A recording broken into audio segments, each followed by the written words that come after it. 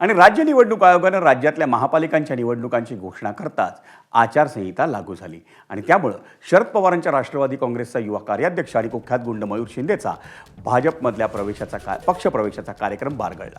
ठाण्यातील आर.जे. ठाकूर महाविद्यालयाच्या पटांगणात नियोजित कार्यक्रमात मयूर शिंदेचा भाजपमध्ये प्रवेश होणार होता आणि याआधी मयूर शिंदे हा 2017 साली शिवसेनेत सक्रिय होता, पण 2017 साली नगरसेवक पदासाठी संधी न मिळाल्यानं त्यानं भाजपमध्येच प्रवेश केला होता आणि त्यानंतर महाविकास आघाडीची सत्ता असताना त्यानं 2 वर्षांपूर्वी जितेंद्र आव्हाडांच्या उपस्थितीत मूळ राष्ट्रवादी काँग्रेसमध्ये प्रवेश केला होता.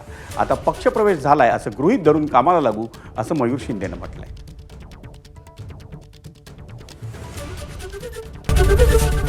एबीपी माझा, उघडा डोळे बघा नीट.